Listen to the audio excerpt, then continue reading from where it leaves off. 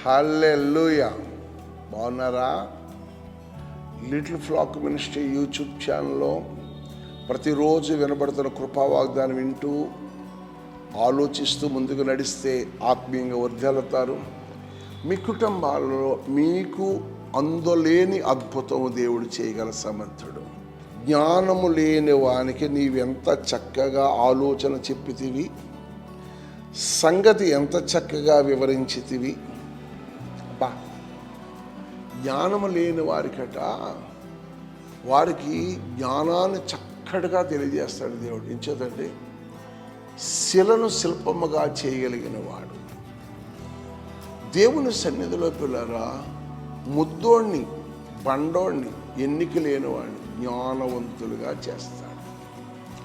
దేవుని సన్నిధిలో పిల్లరా, కొంతమంది మా పిల్లలకు తెలివి లేదండి, చదవరండి బాబు, అసలు పాస్ అవుతాం లేదండి వీళ్ళు అంటూ ఉంటారు. మీకు ఒక మంచి మాట చెప్పనా? సులైమాను చిన్నవాడు, దావీదు కుమారుడు, రాజ్య పట్టాభిషేకం చేసిన తరువాత అతను ప్రార్థన చేస్తాడు, ప్రభువా నీ ప్రజలైన ఇశ్రాయేలును ఏలుటకు జ్ఞానమును నాకు దయచేయని ప్రార్థన చేశాడు. దేవుడు జ్ఞానము, ఐశ్వర్యము, సంపదను కూడా ఇచ్చి అతను దేవుడు నడిపిస్తూ ఉన్నాడు. సులైమానుకున్న జ్ఞానం, సులైమాను మాట్లాడుతున్న మాటలను చూసట అందరూ ప్రజ్ఞ భ్రాంతి నొందుతున్న ఆశ్చర్యపోతున్నారట. స్తోత్రం. నిజమే, పేతురు యోహానులు దేవుని వాక్యం చెప్తాడు, విద్యలేని పామర్లకు ఈ పాండిత్యము ఎలా అనుగ్రహించబడిందంటే వారు యేసుతో కూడా ఉన్నవారు. నువ్వు ప్రభుతో ఉంటే నీకు జ్ఞానాన్ని ఇస్తాడు. తల్లి, నీ బిడ్డలకు తగిన రీతిలో చదువులో ఉన్నత స్థాయిలో రాలేకపోతున్నారా? నీ బిడ్డ చేతుల నుంచి ప్రార్థన చేయి. ఉదయమే ఒక అధ్యాయం బైబిల్ చదివించు. ప్రార్థనాపూర్వకంగా తైలం సిలువేసి పంపించు. నువ్వు మనసారా బిడ్డల కొరకు ప్రార్థన చేయి. బిడ్డల ప్రార్థనాపూర్వకంగా నడిపించు. దేవుడు అన్నాడు, నీకు జ్ఞానము కొదువై ఉన్నాడలా నన్ను అడుగు, నీకు ఇస్తానన్నాడు. దేవుడు అడిగేటప్పుడు విశ్వాసంతో అడగాలి. సులైమాను అడిగినట్లుగా నువ్వు అడగాలి. దానియేలు ఒక దినం ఆ బల్షాసెస్ అనే రాజు దర్శనం మర్చిపోతే ఆ దర్శనం కొరకు ప్రార్థన చేశాడు.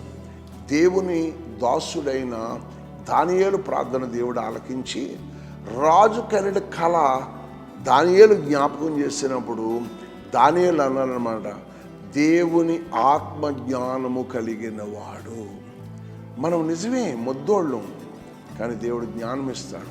నీ పిల్లలను గొప్పవారంగా చేస్తాడు. ఒక్క మాట చెప్పనా? ఆ లైట్ కనుగొన్న వ్యక్తి ఎవరు? పిల్లరా, ఈ సెల్ ఫోన్ కనుగొన్న వ్యక్తి ఎవరు? ఒక కుట్టి మిషన్ కుడుతున్నవే బట్టలు ఫ్లాట్స్ అండ్ టెక్నాలజీ ఎవరు సిద్ధపరిచారు? ఒక ట్రైన్ జర్నీ చేస్తుంది ఎవరు సిద్ధపరిచారు?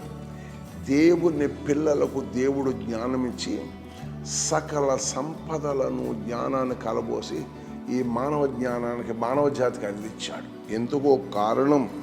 పులరా, జ్ఞానము లేని వానికి నువ్వు ఎంత చక్కగా ఆలోచన చెప్పుతున్నావో.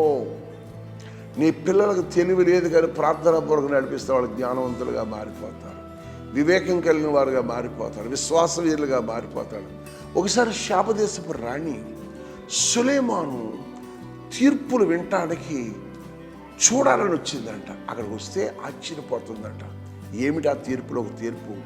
ఇద్దరు వేశ్యలు పిల్లల చంటి బిడ్డలతో ఆ ఆశ్చర్యపురాల్లో పడుకున్నారు. ఆశ్చర్యం. ఆ పడుకున్న ఆ పిల్లలను చూసి పిల్లల రాత్రి తల్లులు నిద్రలో ఉండడం అలసట వల్ల పిల్లడు చచ్చిపోయాడు. ఉదయమే రెండో పిల్లలు చూసి అయ్యో నా పిల్లోడు ఈడు కాదని ఏడుస్తుంటే చనిపోయిన ఆమె పిల్లని తీసుకొచ్చి బతికున్నవాడి దగ్గర తీసుకుపోయింది.